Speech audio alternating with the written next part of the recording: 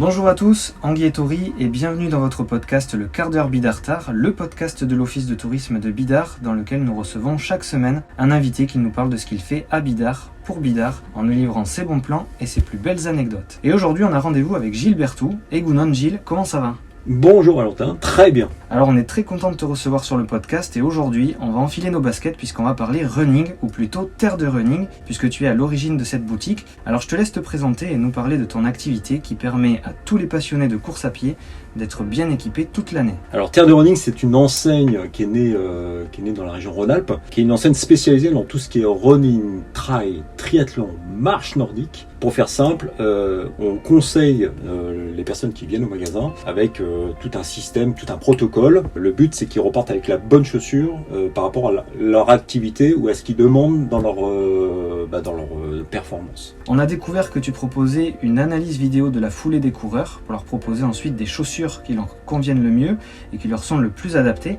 Alors comment ça se passe et qu'est-ce qu'il en ressort de cette analyse ? Alors ça, c'est un peu le nerf de la guerre d'un magasin spécialisé. Nous, pour conseiller, on a besoin de comprendre. Pour comprendre, on a des appareils, on en a deux principalement. On a un appareil qui scanne la voûte plantaire, qui mesure au millimètre près la largeur, la longueur et les appuis. Un peu ce qu'on retrouve chez les podologues. On n'est pas podologue, mais on retrouve ce type d'appareil chez les podologues. Et puis on a un appareil qui est un tapis, assez perfectionné, avec une petite caméra qui filme. Donc je fais passer l'athlète sur le tapis, soit en course à pied, soit en marche. Et en fonction de ça, pendant une petite minute, ça me permet de comprendre la manière dont il marche ou dont il court. Et avec ces éléments-là, je lui explique ce qu'il faut faire ou ce qu'il ne faut pas faire. Et puis après, ça va me permettre de déterminer dans l'ensemble du parc de chaussures que j'ai, 2-3 modèles qui sont les plus pertinents par rapport à ce qu'ils recherchent.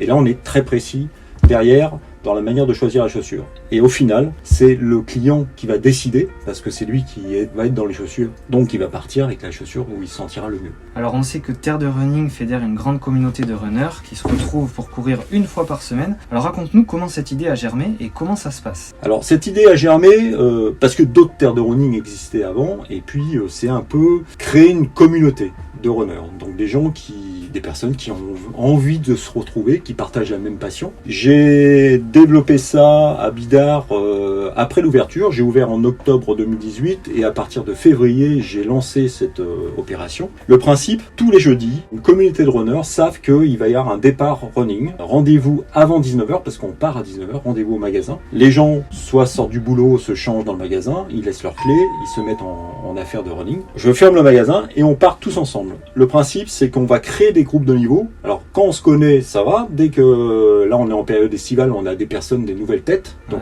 on les connaît pas forcément, donc ils viennent. On fait 1 ou 2 kilomètres ensemble et après on va former les groupes de niveau. Le but, c'est pas réservé qu'aux athlètes, c'est réservé à tout le monde. Le prérequis, savoir courir 1 heure sans s'arrêter. Et on court 1 heure.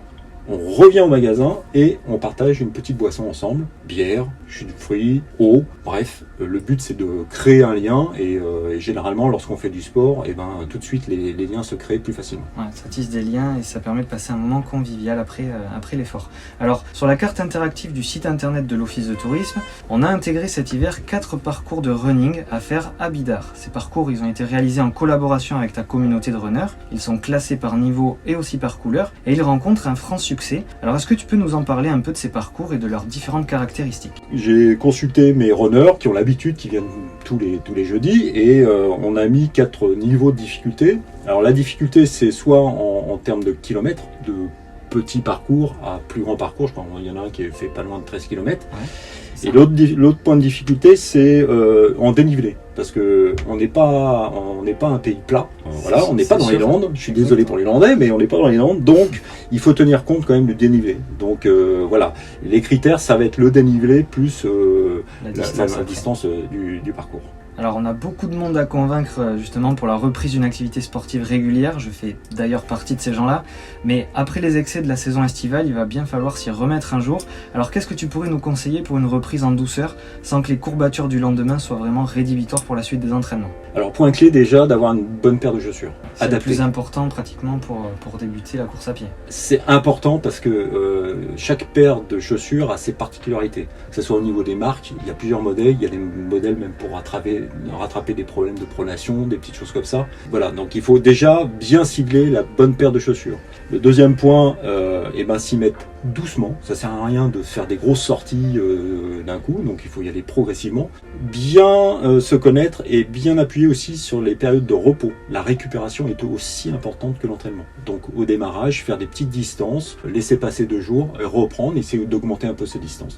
Il faut s'écouter. Le but c'est, à un moment donné, les muscles vont se réveiller, donc il faut y aller progressivement. Petit à petit, ouais. À l'inverse, pour ceux qui ont un niveau un peu plus confirmé, on a aussi cette pratique du trail qui devient de plus en plus tendance, ou en tout cas de plus en plus pratiquée. Et de ce côté-là, le Pays Basque est un vrai terrain de jeu. Alors, c'est toi le spécialiste, donc s'il y a un endroit où on doit aller absolument pour préparer un trail, il faut aller où? Je vais être un peu bateau, ouais. L'endroit le plus connu, en tout cas dans la région, c'est la Rune. Et la Rune, on peut la faire de différentes manières. Mais il y a aussi d'autres endroits, du côté du Mont d'Arin, plein d'endroits pour s'entraîner. On peut aller aussi du côté espagnol, au niveau du Resquibel. Le Resquibel peut se faire aussi de différentes manières. Il y a plein d'endroits, il y a tout ce qu'il faut. Et puis, il y a ce qu'on appelle le littoral. Il y a des endroits qui sont mixed trail, mixed route. C'est un peu des deux. Alors justement, c'est quoi la différence entre un parcours de run normal et un parcours trail? Alors la différence déjà, c'est pas le même terrain. Parcours de trail, pour moi, c'est à partir du moment où il y a une montée quand même assez sévère, le terrain est accidenté. C'est pour ça qu'il y a des chaussures spécifiques pour faire du trail. On fait pas du trail avec une chaussure de route. Les chaussures de route, c'est des amortis très souples parce que ça tape. Vous êtes sur du dur, du répétitif. Dans le trail, le terrain est accidenté. Donc il faut avoir des amortis plus fermes pour avoir de la stabilité, une accroche derrière pour que ça accroche, forcément parce qu'on est sur les terrains où il peut y avoir un peu de gras ou de la pierre mouillée. Donc il faut avoir des chaussures qui soient bien confortables, une bonne accroche. Et puis la clé dans le trail, c'est la descente. C'est le plus dur, c'est le plus compliqué. Un bon trailer, c'est avant tout un bon descendeur. Bien sûr, il sera bon grimpeur, mais avant tout, c'est un bon descendeur. Et c'est le plus compliqué à acquérir. Alors on le sait, Terre de Running est parfaitement impliquée dans la vie locale du village. Vous soutenez d'ailleurs la Bidarten Gaindi, une course organisée par l'Ikastola de Bidar dans le cadre des fêtes d'automne. Et de ce que l'on sait, cette course est assez costaud. Est-ce que tu peux nous en dire un peu plus? Et d'ailleurs, est-ce qu'on prend le départ cette année? Alors, moi, des informations que j'ai eues, j'ai été contacté il y a une semaine. A priori, et d'après ce que j'en sais, c'est maintenu et ça sera le 18 septembre.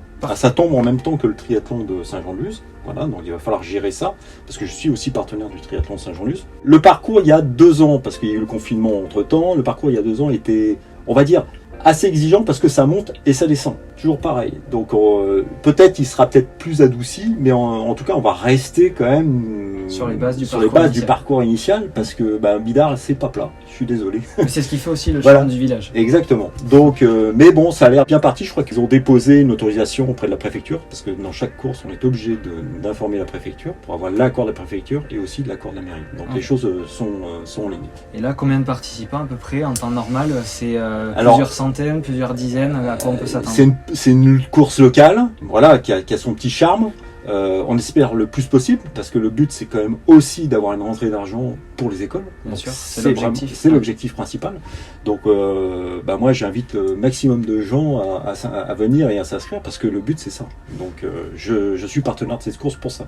Alors justement, pour parler un peu de la course et peut-être pour donner envie aux gens d'y participer, ce serait une distance à peu près, on est sur du 5 km, 10 km, un peu plus. On a dit que c'était assez costaud en termes de dénivelé, mais la distance c'est important. Alors je pense qu'il y aura probablement au moins 2 distances, parce qu'il y a aussi les enfants, c'est important. Mais ça va être aux alentours de 10 km. D'accord. À peu près aux environs. Plus ou moins, mais ça va être à peu près ça. Donc pour ceux qui ont l'habitude de courir ces distances-là, ils peuvent sans problème s'inscrire à... Et même quelqu'un qui n'a pas vraiment l'habitude, il ira à son rythme. Le but c'est qu'ils prennent plaisir aussi et qu'ils partagent après une petite récupération après la course. Alors on sait très bien que tu aimes beaucoup Bidar, mais si tu devais élire ton endroit préféré du village, ton coup de cœur, ou en tout cas l'endroit où tu te sens le mieux, ce serait où? Bon, il y en a beaucoup, parce qu'il y a ce côté un petit peu sauvage sur le littoral. On adore courir sur les chemins du littoral, mais il y a toujours un endroit de passage où souvent on passe, c'est la chapelle de la Madeleine, où on fait toujours un stop photo pour regarder la vue avec mon groupe de runners, que ce soit mon groupe local, mais aussi les gens qui viennent en vacances. Donc voilà, je mettrai une petite préférence sur cet endroit. Sur la chapelle. Alors la tradition veut aussi qu'on termine toujours avec une petite anecdote où nos invités nous livrent un moment ou un souvenir marquant. De ton côté, ce serait quoi? Alors, petite anecdote. Allez, je vais vous parler de la première sortie running que j'ai fait. C'était en février 2019. Et je savais pas qui allait venir. Je sais pas quelle population allait venir. Je me dis, tiens, ça va être des athlètes. Ils vont faire attention.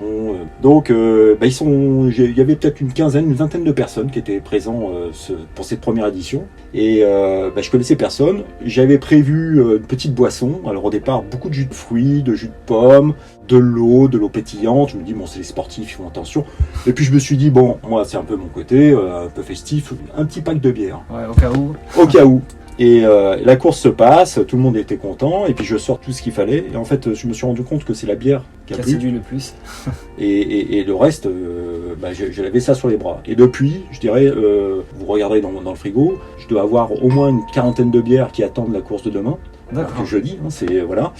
Et voilà, donc c'est devenu une course, alors, avec modération, bien sûr, mais bon, ça fait la petite bière de partage. Et puis de toute façon, il paraît que c'est bon pour la récupération de boire une bière. Ça nous donne une bonne conscience, voilà. Le fait d'avoir couru, au moins on a bonne conscience de boire une petite bière après. Bon, Gilles, en tout cas, merci beaucoup pour cet échange plein d'énergie.